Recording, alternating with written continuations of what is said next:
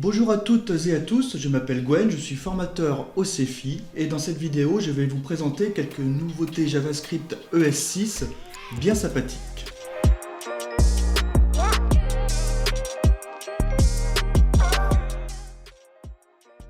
La première va concerner ce qu'on appelle les default parameters, donc les paramètres par défaut dans une fonction.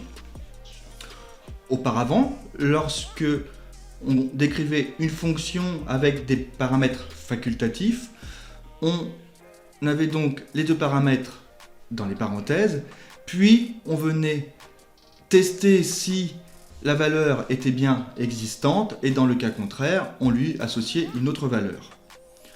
Aujourd'hui, en ES6, on peut directement appliquer de cette façon les paramètres par défaut dans la définition de la fonction. La deuxième nouveauté ES6 concerne les constantes.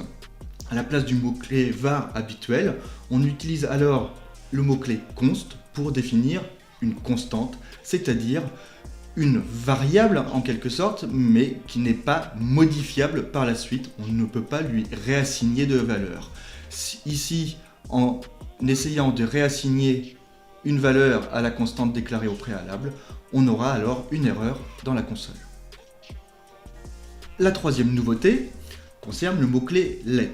Habituellement, pour déclarer une variable, on utilisait le mot-clé var. En ES6, le mot-clé let est apparu, il fonctionne exactement de la même manière. La différence se fait au niveau de la portée, c'est-à-dire que le mot-clé let, lui, n'est défini que dans le bloc de code auquel il appartient. Dans notre exemple ici, j'ai déclaré une variable a qui a pour valeur 5, et donc en dehors du bloc de code, je récupère cette variable 5, alors qu'à l'intérieur, j'ai bien redéfini là aussi une variable a qui a pour valeur 6, mais elle est accessible uniquement dans ce bloc de code, c'est-à-dire au sein des accolades. Autre nouveauté, ce qu'on appelle les fonctions fléchées. Ces fonctions fléchées nous permettent de simplifier au final l'écriture des fonctions anonymes qu'on utilise notamment dans les événements, mais aussi au sein d'un for each par exemple, ou dans d'autres boucles. Auparavant, donc, ici dans l'exemple d'un événement, on utilisait une fonction anonyme, et bien la fonction fléchée nous permet ici, au niveau de cette syntaxe, donc un couple de parenthèses, on mettra à l'intérieur éventuellement des paramètres, et flèche directement accolade nous permet d'exécuter la fonction sans le mot-clé function. À savoir qu'il existe plusieurs notations possibles. Par exemple, si l'exécution ne se fait que sur une seule ligne, on peut simplifier en omettant les accolades ainsi que le point-virgule. Un autre gros avantage de cette notation fléchée est avec le mot-clé this. Le mot-clé this, du coup, n'existera pas au final dans cette fonction fléchée, puisque vu qu'on n'a pas le mot-clé fonction, ce ne sont pas réellement des fonctions.